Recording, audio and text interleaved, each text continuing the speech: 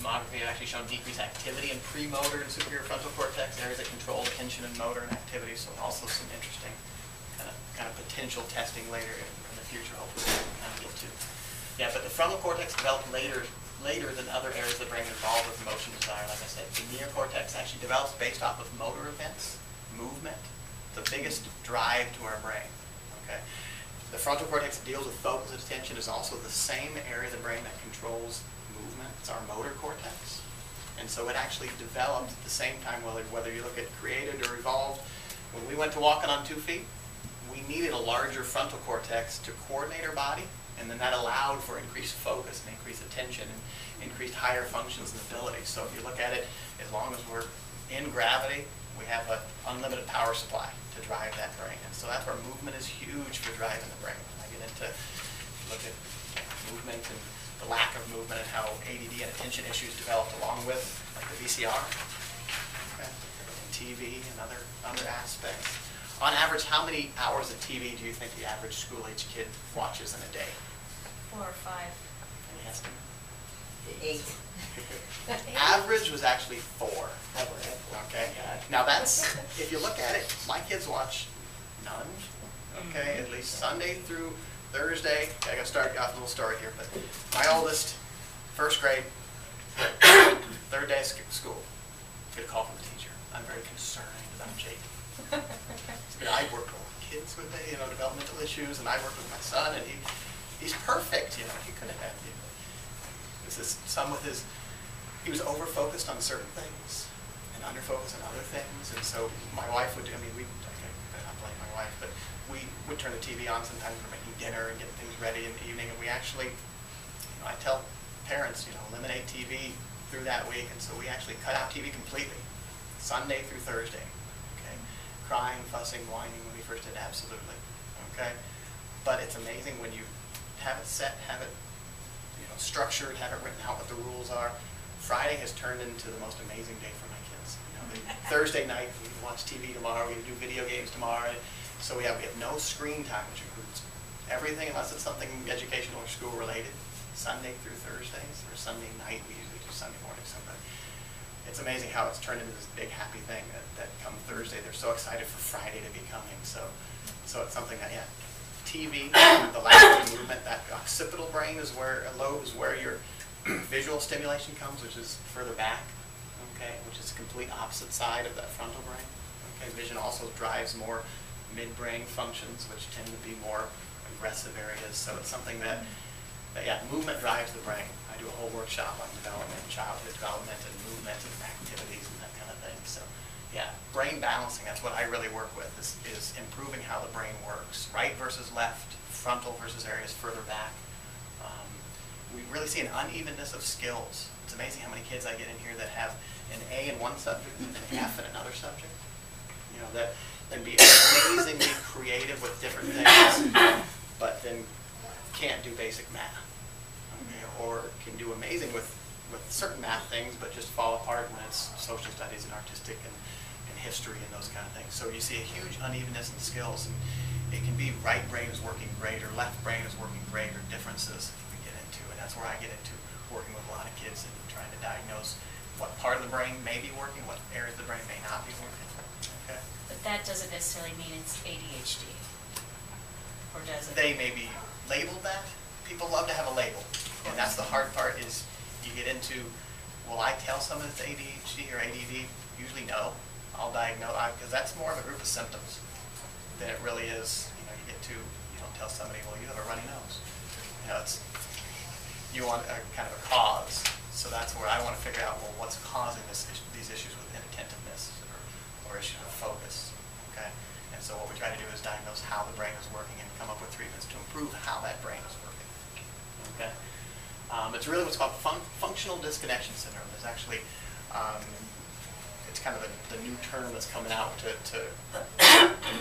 label issues with focus and attention, because there's a huge spectrum. You get into basically the kids are out of sync with the world's rate of flow. Kids fail to connect with teachers and parents. Okay, you get to where there's some studies showing that when you talk to somebody, they talk back to you about the same speed you talk to them, that we tend to kind of get in sync. And they did studies on people showing that when they got in sync, the person, when they rated how positive the conversation was, that they enjoyed, that they connected with the person, that when they got in sync, they did. And the people who just never quite get in sync, they didn't. And so if you have one kid that may just not get in sync with that teacher, that teacher may have an imbalance in how his brain is working, which may just be completely opposite from the kid, and they just may butt heads. Okay? So you get into, it's something that if we can improve how that brain is working, how things are balanced out, it's amazing how well the child can develop and how much improvement we can see in development. Okay. So when your son's teacher was all concerned, then were they concerned that there wasn't as much development in terms of TV and the kinds of things they were expecting that the kids would have had, or? Teachers, I've done some presentations to teachers where I'll talk to them about different things. They're given a group of kids and they just want them to behave so that they can teach them what they need to. Teachers oftentimes don't really have all the options, so sometimes they really don't know what options are out there. So they'll sometimes say, medication or talk to the doctor or other things. But that's why I like doing presentations to teachers, because it's amazing. I can talk to teachers about right brain, left brain, and even how, not necessarily diagnose, but check a child to see if they can be more right brain decrease or left brain decrease, and how it affects how you teach them. Too many times the kid that's outbursting and loud and crazy, they tend to get over top of them, which almost turns them into that fight or flight response even more.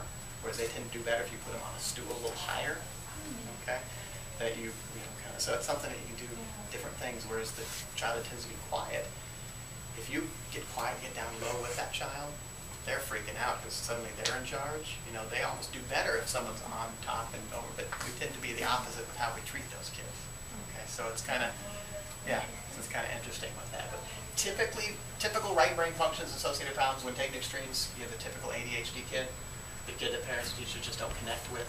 When you take one step further, you can actually get into things like Asperger's and other issues. So kids I treat with that are autistic or Asperger's issues, we can oftentimes get into where they're functioning better. Am I going to cure them autism? No. But if I'm going to get them more able to interact, more able to function in society, absolutely. I've seen it quite a bit with kids. But if you look at decreased right brain, here's what we usually see. Difficulty focusing. Okay, the left brain, more mathematical, analytical. Right brain tends to give us the big picture of things. It tends to be more artistic. It tends to be the big picture. Okay, so when the right brain's decreased, they get stuck in the details. Their left brain's working good, so A, B, C, D. Why am I doing this? They kind of get lost with the end. You tend to get obsessive repetitive thoughts or actions. They can't read or interpret social cues because the right brain tends to be more spatial relations, and so it's hard for them to tell if another kid is smiling or frowning, or it's more geometry with the right brain. And so if you can't interpret social cues or facial cues or tell if something's happy or something's sad, it can really affect how the child learns. Difficulty recognizing objects from unusual perspectives. So that's where if you show them a pin on end, we'll circle with a dot. They have no clue what that is, or if you see a pin on edge. So it's just, their left brain is great, so if everything's set out perfectly, they do fine. But teachers love to teach things one way and then test it in a different way, kind of twist things and look at it, which is the worst thing with the right brain being decreased with the typical ADD kid. They want things set, structured, and they learn it that way, and they want the test to then be set and structured in that same order. They tend to draw more on the right side of the paper because their left brain is working good, so they tend to focus more on the right visual field. Poor geometry skills. They tend to focus on small details. Their left brain's working great, so they tend to focus on little details, and lose the big picture. So they'll start doing something and start doodling, and then they've lost where they're supposed to be. Because they have issues with spatial relations, they can actually have body image distortions, spatial orientation issues. Sometimes I get girls that have issues with body image. Look in the mirror, they're as thin as they can be, but they don't see them that way. Okay. See it in boys more too. Lately, it's kind of interesting how it's changing. Sensory right brain, the left side of the body goes to the right brain. Okay. Hearing from the left ear, 60-40 split goes to the right side of the brain. The left visual field goes to the right side of the brain. So I'll take kids and switch them in which side of the classroom they sit on. Okay, and improvements. I just switched them on classrooms, and suddenly the child does better. Okay? Even switching their bedroom around where the lights are. Okay? Switching where windows are. If they're watching TV, go to church, go to a movie, sit where the screen's off to one side. Okay, compared to the other. Even with older kids, taking notes where they slide the notebook off to one side or the other, trying to improve focus. Okay, just different things. Low frequency sound and lights. Okay, so different wavelengths. They tend to be the ones that tend to growl and make deep noises and things like that, versus left brain tends to be more screechers. Okay. Yeah. Right brain motor controls the left side of the body, poor postural tone on the right side. My right brain moves my left arm, but if that's all it did, I followed that left side. So what it does is actually moves my left arm and then pulls my right postural muscles back a little bit, so I stay where I'm supposed to be. And so we may see postural tone where it's decreased, or coordination tone on that right side or that left side of the body. They tend to be extremely right-handed. Okay, difficulty using that left hand in general. Now, these are all generally the whole right brain. Sometimes it's more just the frontal, where they have sensory issues. Sometimes it's more just the parietal. If that's decreased, they may only have motor issues or coordination issues. So sometimes kids have amazing coordination, and they can still have that right brain decrease. It may just be more their sensory issue rather than a motor part of the brain. So weakness of muscles of speech, loss of intonation. They tend to speak kind of monotone and not have the highs and lows that their right brain tends to do. Left brain is language areas, but the right brain tends to put more emotion to what we're saying and what we're saying. Yeah. Extreme right-handedness, and lack of fluid movements, robotic movements. The left brain's working good, so they're real structured in what they do, but they just don't tie it all together. Okay. Poor gross motor skills and development. Yeah. Emotional. Self-image is a machine controlled by others. If they don't have a big picture, it's hard to know where you're going, so they will get lost with life. Sense of being lost. Difficulty coding emotions of other people. If you can't recognize smiles or frowns or little subtle changes, lack of fear, possibly optimistic, inappropriately happy at the wrong times because they won't recognize certain situations. Hard to verbalize feelings. Tendency to have addictions because they're looking for a purpose in their life as they get older.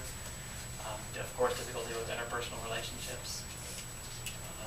So yeah, if you can't recognize or know things, it's something that ADD, ADHD tends to, when you get to an adult, it tends to turn from an attention issue to more of an anxiety issue. It tends to be more of an internal hyperactivity. Okay, so it's something that our brain kind of learns to control it, but it's still that inside. So it's something that tends to be there. I don't want to say for life because you can get it to where the brain is working a heck of a lot better, but it's something that business owners, inventors, CEOs of corporations all tend to have issues with ADD. I mean, that's because they can look at things differently, look at problems differently, come up with unique solutions. And that's great quality to have. Okay, but we want to help kind of work with that. Autonomic insomnia, they just keep going. Sweat more on the right than the left, larger pupil on the right. These are the things that I'll look for, okay, because the brain tends to help. If you look, if your pupil's fixed and dilated, you're no longer with us, okay? So the brain tends to hold the pupil slightly constricted. So I'll look to see if one side's larger than the other. When I shine the light in, if one side constricts and fatigues faster, tell me how that brain is working.